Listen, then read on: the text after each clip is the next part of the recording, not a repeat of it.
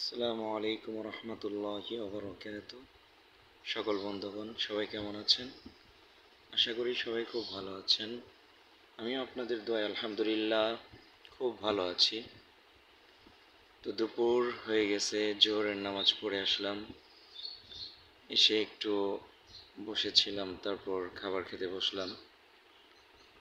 তো গরিবের ঘর আল্লাহ তাআলা যতটুকুন রিজিকে রাখেন আলহামদুলিল্লাহ, এতে আমি অনেক খুশি। আজকে প্রচণ্ড গরম, তো এই গরমের মধ্যে আসলে ভাবতেছিলাম কি খাবো।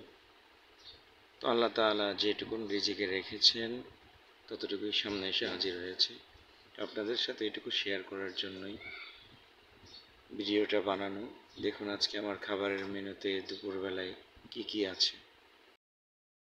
তো আলহামদুলিল্লাহ দস্তরখানা বিছানো হয়েছে।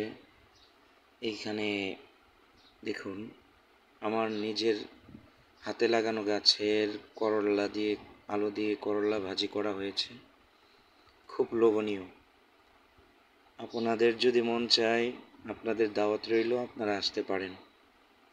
অনেক টেস্ট, বাজার থেকে কিনে আনা জিনিসের মধ্যে যে স্বাদ আর আমার এই হাতে লাগানো করল্লা ভাজি, এটার স্বাদ একদম অতুলনীয়। খুব টেস্টফুল একটা জিনিস। আর এর সাথে এখন করা আছে আমাদের চট্টগ্রাম খাগড়াছড়ি দীঘিনালা উপজেলায় অবস্থিত মাইন নদীর সোনালী ট্যাংরা মাছের সাথে আছে আলু, আর এর সাথে আছে আমার হাতে লাগানো বেগুন গাছের বেগুন। তো আলহামদুলিল্লাহ, আর এর সাথে গতকালকের আমার এক মুসল্লির বাড়ি থেকে কিছু সজনে ডাঁটা হাদিয়ে আসছে। তো সেই সজনে ডাঁটা দিয়ে আপনার আলু দিয়ে, বেগুন দিয়ে, ট্যাংরা মাছ দিয়ে লোভনীয় একটা তরকারি করা হয়েছে। আলহামদুলিল্লাহ, এই যে দেখেন কতটা লোভনীয় একটা কালার। তো আপনাদের যদি কারো মনে চায় যে এই খাবারে ভাগ বসাবেন, তো আসতে পারেন, কোনো সমস্যা নাই। আলহামদুলিল্লাহ যথেষ্ট পরিমাণ আছে। গরিব হলে কি হবে, আমাদের মন আল্লাহর রহমতে অনেক বড়। আর এর সাথে আছে বাসমতি চালের ভাত,